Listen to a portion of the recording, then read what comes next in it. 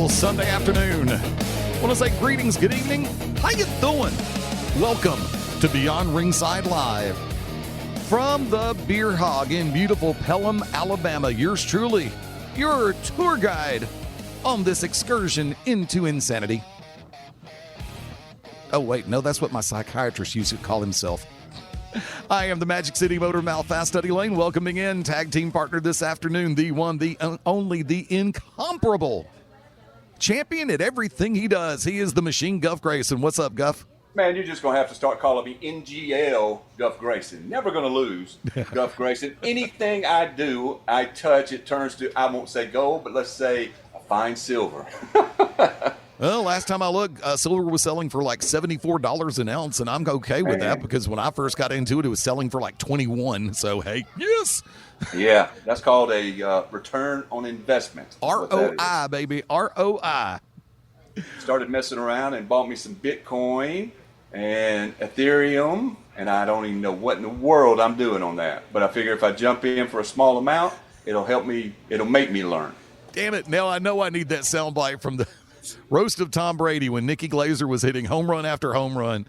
Even Gronk's over there going, me know that not real money. I know.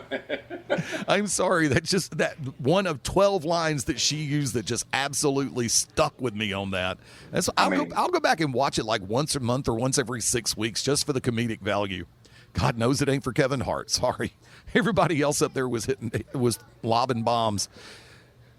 Kevin Hart was just bombing. And I was sitting here waiting to come on air, and I walked into my office where I sit down and do the show, and I was watching Dark Knight Returns. Ah, good movie. Yeah, with the one with Bane. And I catch myself just pulling for Bane every damn time. So. What, you weren't pulling for Cody Rhodes? I mean, Batman? Oh, no. No. Cody Rhodes, the only person I know genuinely that has better plot armor than Batman ever has. And I think Alan Richardson, I believe his name is too big for the role. The guy that plays Reacher.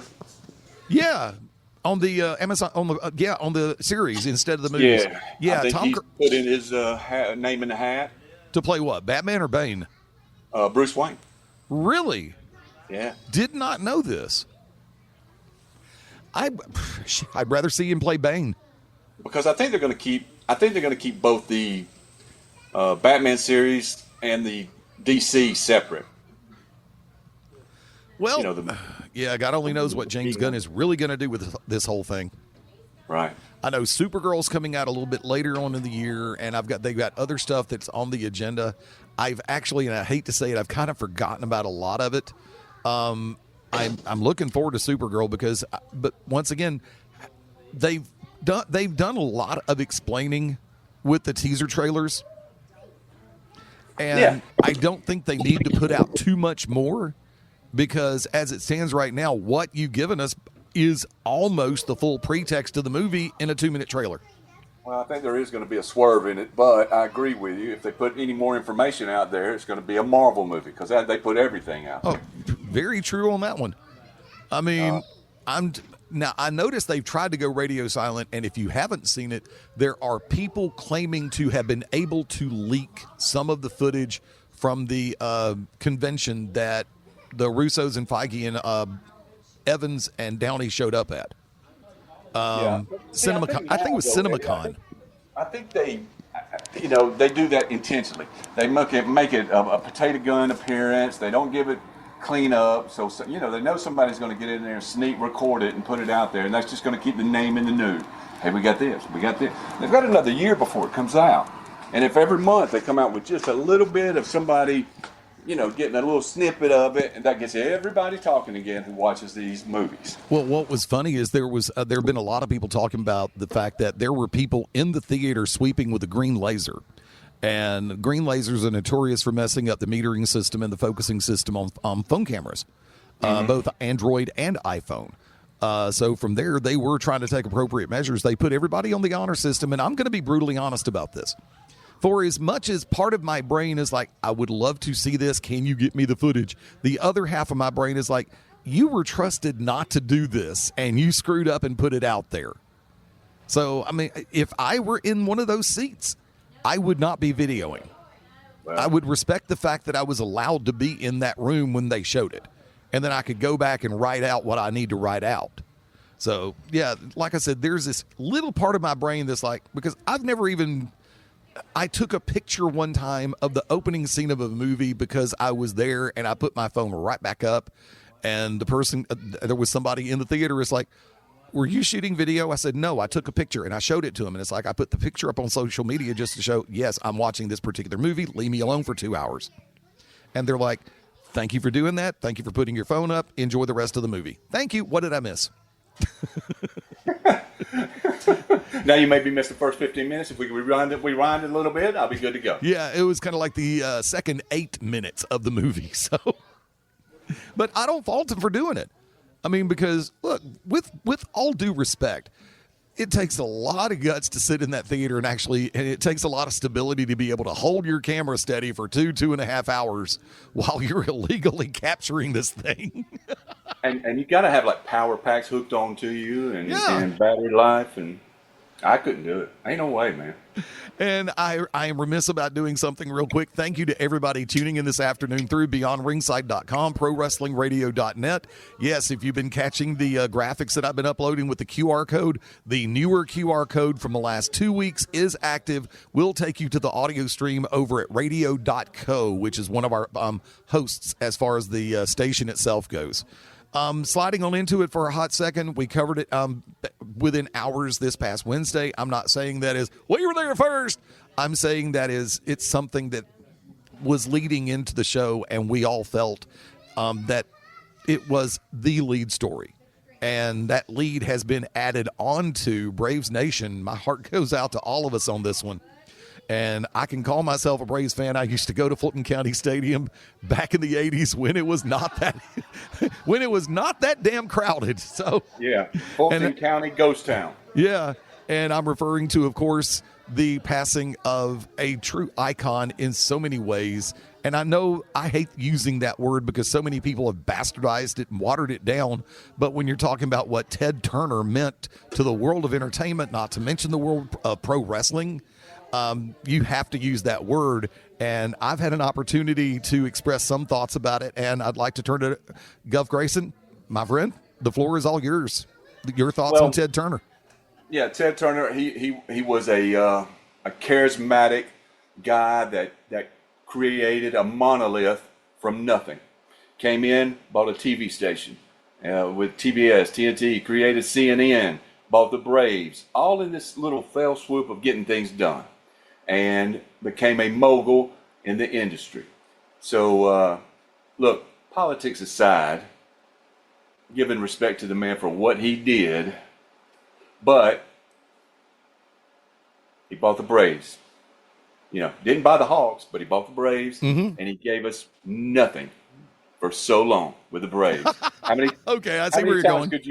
How many times could you go down to a Braves game, Fulton County Stadium, get third base right by the dugout, you, your buddy, right at game day for about $15 every time, because that's what they did.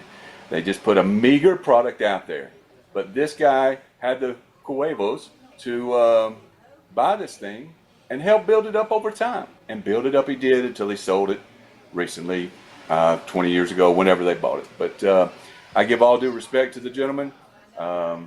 He was a pioneer, and he even had Ted's Buffalo House, didn't he? A restaurant like where he sold buffaloes. I think he owned half the state of Wyoming or something. Yeah. So I know he's in a better place because he made the world a better place in his mind. And rest in peace, my friend. Well, I mean, I also have to sit back and go in this direction as well, because I kind of overlooked something this past Wednesday, and that was when he originally picked up TCG, WTCG 17, before it became the Superstation. He was already running 2 different professional wrestling shows on Channel 17. And then when he had the idea to beam that little thing up in the sky and turn it into what he started turning into for the first real Superstation to evolve from a local channel, lo and behold, it went from WTCG to WTBS, and you had two different promotions running on there. There was a while where, and once again, I'm going to give credit to Jim Cornette for some of this information that I did not have. I had a chance to listen to some of what he was talking about, and I agree with Brian Last. In my world, Ted Turner should be in a credible pro wrestling Hall of Fame, Cauliflower Alley Club or something of that ilk. See, unlike a lot of people who run shows and do their little podcasts, I give credit where credit is due when it comes to hearing something, and I tip my hat in that direction. Because not only at one time was he running 1, 2, 3 different companies on his channel, even after, Black Saturday, when Vince brought out that 605 time slot. Go from there, he bought World Championship Wrestling. He bought Jim Crockett Promotions, kept that promotion alive through the worst of times, helped it to build, and then hired the right people to come in and start the Monday Night War, and you saw the explosion occur. But the early days is where I'm going with this, because the fact that there were, I remember a lot of the situations firsthand, as far as being able to read about some of the stuff that was taking place. Where you had the Jones promotion, the Gunkel promotion, I knew about those. I, however, did not know that Cowboy Bill Watts, Mid-South was running on that station. So that was news to me on that one. So I thought it was 2 shows running at one point, and it turned out to be 3 later on. So I will sit back and say, for what he managed to do for pro wrestling, giving professional wrestling a home on a superstation format, before there was ever World Class on ESPN, before there was USWA on ESPN2. Mm-hmm. Ted Turner and his station gave professional wrestling a home and gave people an opportunity to find out about more about the different products that were out there that he could actually get on his station. Even when other people in his hierarchy were going, dude, you really need to drop the wrestling thing. And Ted went, nope, not going to happen. So I didn't know if you knew this, Eddie. He took over his father's billboard business in 1963. Turner acquired a struggling Atlanta UHF station, Channel 17, in 1970, eventually turning it into the Superstation. Yeah, because when that station was originally put into play, ABC, NBC, CBS were already taken in the Atlanta market, and there was not Fox was not a thing yet. PBS was PBS, and that was still fledgling at that point to a great degree. So, like I said, so he decided that's where what is available that I can run on this station that's going to get people's attention that is not going to cost me a fortune. 4 words for you. The Andy Griffith Show was staple. I mean, Andy Griffith, I Love Lucy, Gomer Pyle, USMC. Different shows that were coming to fruition during that point that were not on a network commitment or that had already moved into syndication. Because you had shows that were being produced in the 50s and 60s and the front edge of the 70s that were allowed to be put in syndication that weren't on a network. Remember, cable wasn't a thing yet when he first started up TCG. Right. And lo and behold, you had to do something to fill out that time slot. This is something that kids today will never be able to genuinely grasp. There was a point in broadcast television where the big 3, CBS, NBC, CBS, would stop broadcasting at a certain time, like 1 o'clock in the morning Eastern time. Slightly different on the West Coast because they're running off a different feed. So that's why you'll hear when people are setting up for traditional television or for cable television, you still have an East Coast, West Coast feed. East Coast is running Eastern time zone, Central time zone. West Coast is running Mountain and Pacific. So it's like, I'll jokingly say, Beyond Ringside Live, 6 p.m. Central, 4 p.m. on the West Coast. Even though it is live all the way around the world at this exact moment. 6:50. Time changes. Right. But they had the East Coast feed and the West Coast feed. But like I said, from there, you start out that channel and you've only got a limited number of shows that you can actively run because you can only afford so many shows. You've got to be able to put something on the air that advertisers are going to say, you know something, Andy Griffith is still one of those shows that people are going to sit back and watch and we'll be happy to because same thing in Birmingham. In the Birmingham designated market area, DMA. I'm sure down in Mobile, down on the Gulf Coast where you are. You have the stations like the CW and what used to be UPN that will run Andy Griffith and or I Love Lucy shows of that ilk. Hogan's Heroes is another perfect example. Yep. So, and unfortunately, the market for replays of professional wrestling shows aren't always available because WWE has bought so many of the libraries. Bought World Class, bought Mid-South, bought Georgia. And I think there's a lot of stuff that's still not out there. I'm waiting to see what Ron Fuller can actually still get a hold of from his library in Southeastern Continental. And then, of course, I'm pretty sure that the Jarrett Library may have already been bought out, what was available. Because these tapes, and remember, it wasn't always digital. I'm telling my age yet again, who cares? It was done on tape. But in the early days of broadcasting, the tape quality only got better for storage purpose. Because the equivalent of VHS, which technically blows as far as longevity goes, you can't you re-record over a VHS tape maybe 5 times and it's going to start looking really fuzzy. Yeah, copy of a copy of a copy. Pretty much. It's kind of like, and the running joke that I have with a lot of people is like 8-track was better than traditional cassettes. Easy. You had more room for storage on there. Those itty-bitty little strips of tape that we were paying $10 a piece for out of Turtles Music, those things would snap in a heartbeat, whereas 8-tracks, you couldn't kill an 8-track tape. And you had to carry around a pencil with a big eraser on it, stick it in there, rewind it back. Yeah, if that thing ever started to unspool out, yeah. But, yeah. I did work at WTTO up there, the Fox affiliate. It was the Fox affiliate. And, they used betas. Yep. All the way up until, I guess the upgrade. I don't know when they upgraded, but the whole time I was there, we were still using beta, and everybody else was already digital. Yeah, well, the evolution has been has been different as far as market share, different stations, different budgets, because everything's always a question mark. Because when television first started, it was all black and white. And then when certain stations had that opportunity and the budget to go color, but they also had to remember the fact not everybody that lived in their designated market area owned a color TV yet. Then it's like, okay, here comes the infancy of cable. Because if you ever had to deal with the RF converter where you plug in the cable, the coaxial cable, and then put it off onto the splitter on the backside where the antenna goes. Well, folks, I hope you're really loving this history lesson. Trust me. I know it. History 101. We went from Ted Turner to TV. Well, that's not too far of a stretch, but not really. Let me see. CNN and 24-hour news he created on June 1st, 1980. Yeah. That's huge. Sports ownership bought the Atlanta Braves in 76 and used his super. And that's what I grew up on. Yeah. That's what I was a kid on. When I listened to Skip Carey, Pete Van Wieren, Don Sutton, all those guys that came on there and did those calls. And then you got to go to the field and see them as a kid. That is huge. That is a connection right there for me that is no longer available, of course.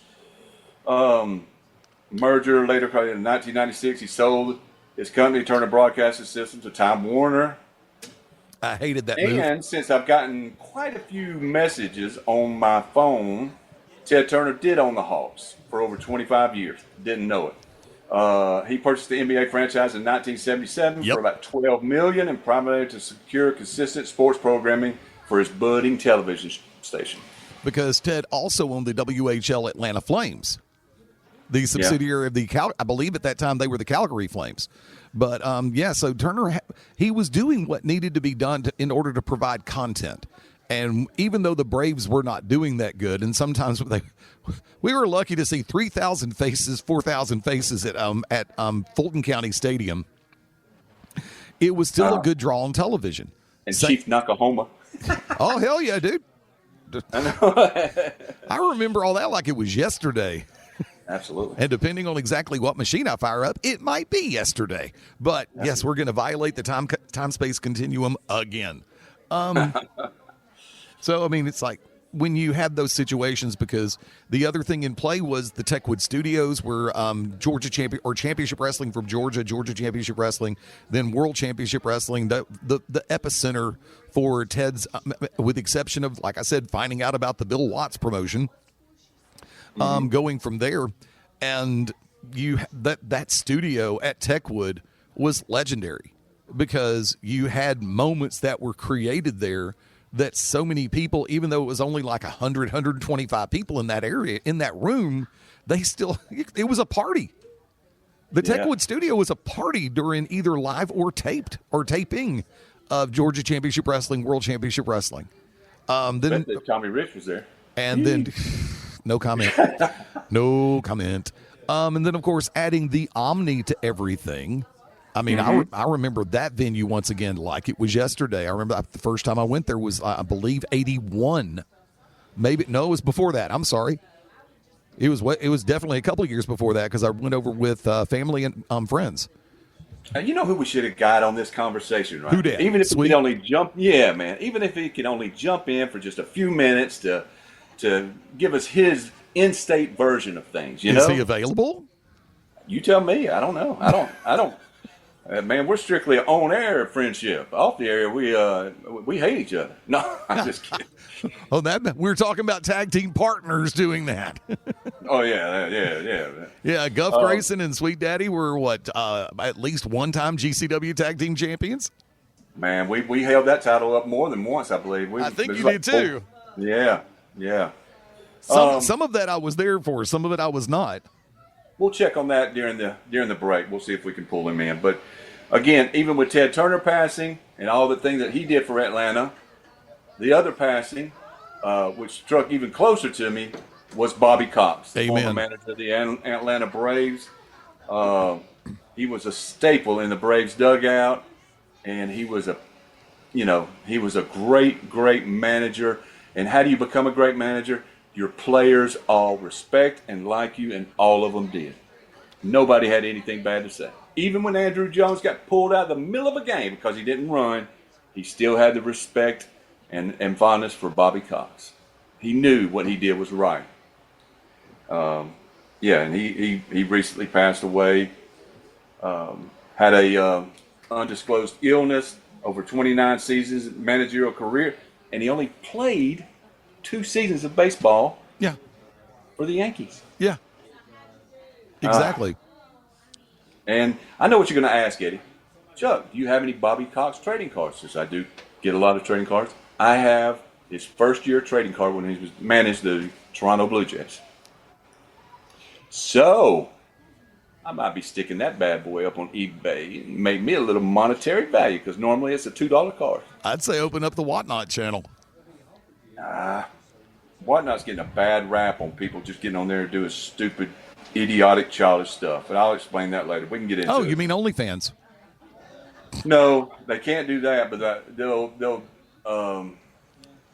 shoot a bottle rocket inside their car. Stupid. Hey, all right, pay me $10 and I'll set these clothes on fire. Why would I do that? Why would I do that? Can I still wear the clothes, or is it something I swiped out of a Goodwill box? And then there's a lot of them that are, they'll do breaks where they get 5 or 6 big boxes of cards, and everybody buys a team, and they won't send the cards out because they were a 1 of 1 or of 10. It's a high dollar card, and they'll say, no, that card wasn't on there. And they have no recourse on it, and it's just, their word against theirs, and the people that are doing the show for Whatnot is the people that are making the money for Whatnot, so they're gonna, side on with the seller instead of the buyer. Yeah. So it is I don't know, man. They are going the way of TKO Entertainment, not doing the right thing. I tell you what, that in and of itself is that's a conversation we're going to have on the other side of the break. Tell you what, Guff and I are going to take a quick one. We shall return. This is Beyond Ringside Live.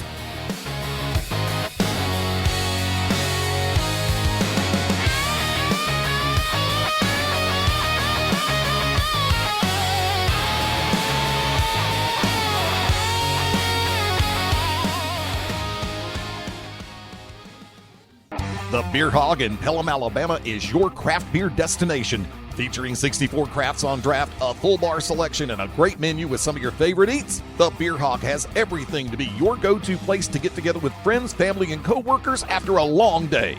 Check out our website, thebeerhogal.com, and join us on social media.